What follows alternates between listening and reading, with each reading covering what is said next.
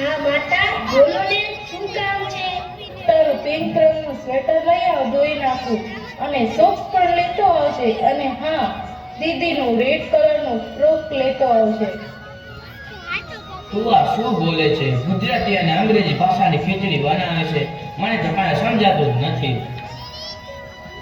હવે તો ગ્લોબલ યુગ છે, જમાનો બદલાઈ ગયો છે. બધા આવું જ બોલે છે, તો મને શું વાંધો છે આવું બોલવામાં?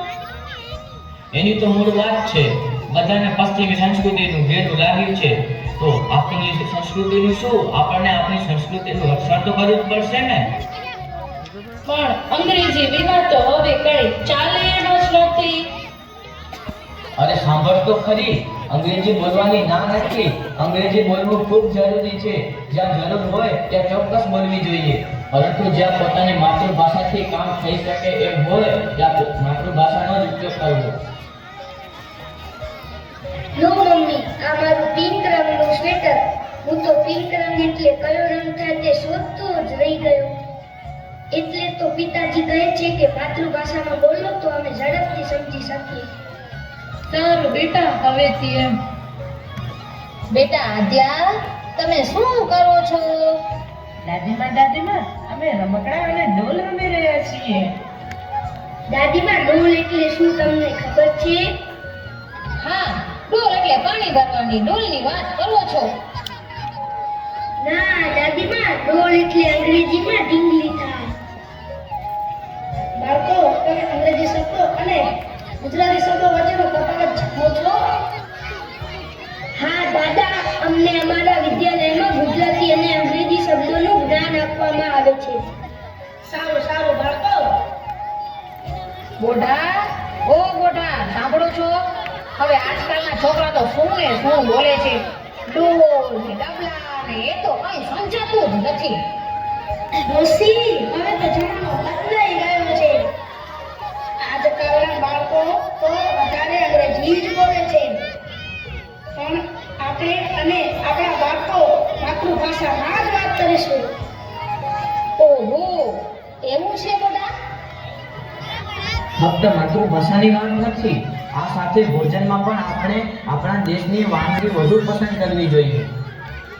પણ હવે તો બધાને પિઝા અને બર્ગર ભાવે છે, તો એનું શું કરવું? એ ખાઈને તો બધાને વિવિધ બીમારીઓ લાગુ પડી છે. હા, એ વાત સાચી છે. મને આ વિશેની માહિતી મળી, એ ખૂબ ગમ્યું. સારું લો. ગીતાબેન, હમણાં બહાર બેસવા કેમ નથી આવતા? એ વાત તો એમ છે કે અમે પરિવાર સાથે પરમ દિવસે દુબઈ ફરવા જવાના છીએ. તેની તૈયારી કરું છું. એમ? સારું. તરાના પિતા કહેતા હતા કે ફરવા જવું તો હંમેશા પોતાના દેશમાં જ જવાય, જેથી આપણી સંસ્કૃતિને સારી રીતે જાણી શકીએ. હાલ તો તમારું આયોજન થઈ ગયું છે, એટલે જતા આવો. પરંતુ બીજી વખત આયોજન કરો ત્યારે આપણા દેશમાં ફરવા જવાનું આયોજન કરજો.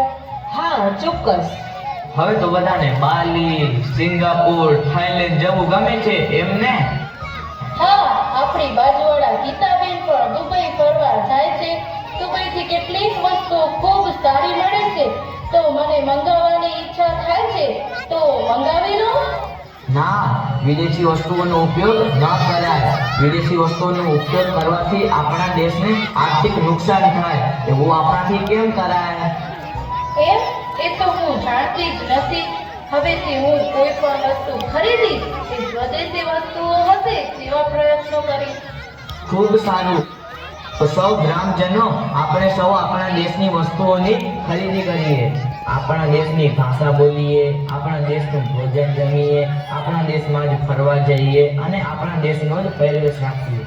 તો આપણા દેશનું ગૌરવ વધશે અને સાથે અર્થતંત્ર પણ ઊંચું આવશે.